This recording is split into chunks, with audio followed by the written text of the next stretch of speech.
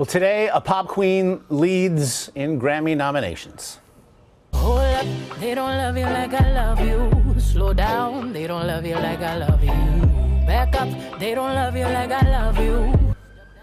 9, count 'em, 9 nominations for her album and really career masterwork Lemonade did Beyonce receive. Drake, Rihanna, Kanye West did follow closely behind with 8 nominations each, while Adele picked up 5 nominations of her own, including 1 for Album of the Year. Other artists in the group, by the way, include Beyonce, Justin Bieber, Drake, and Charlie Rose's favorite, Sturgill Simpson. Now, earlier, Joe Levy, Alex Gale, and Shannon Cook gave us their reactions to the nominees in the major categories and who they think might take home some top honors.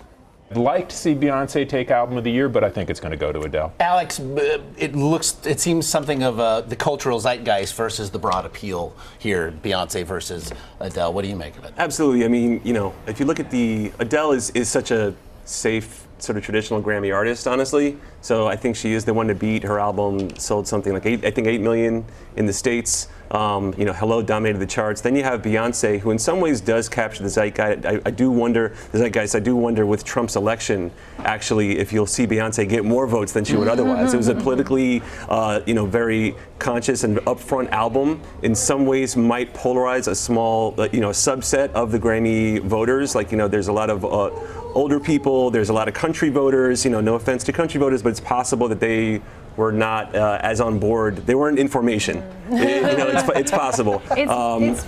But we'll see. I hope they can split them. I mean, they obviously both deserve it. And go ahead. It's worth noting that Beyonce has, I believe she's won 20 Grammys previously, which is a lot. It's a ton. But she hasn't really been that successful in the main 4 categories. She's been nominated in them.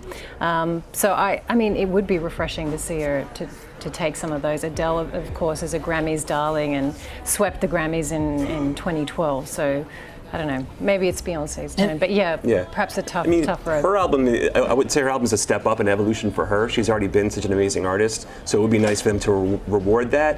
Whereas 25, at least artistically, is a little bit more of the same from Adele. I think we can look at Lemonade is sort of a whole new, new innovation. I think we can sum it up by saying that the Adele record is a commercial powerhouse and the Beyonce record is an artistic powerhouse, and traditionally Grammys recognize commercial powerhouses. Well, and also it seems when we force our art forms to compete annually, I think it speaks in a way, the Grammys, this is where it's different from the Oscars, the Tonys, the Emmys, that you have such, the spectrum here feels broad, as defined just by these 2 that's an interesting point. Grammys is always a big tent. That's what we know. All genres, all generations. And interestingly, we're not seeing the older artists in these major categories as we have in years past. I think in album, many people were looking for a David Bowie nomination. Many people sure to be nominated in some of the other categories, absent here in Album of the Year. But as you're saying, Grammys is always a big tent. There are those collaborations where it's,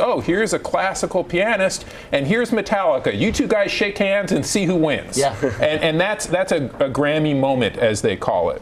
So it's all genres, all generations. And yes, that's a little different than the Oscars, although Oscars too is a place where you see commercial and artistic go head to head.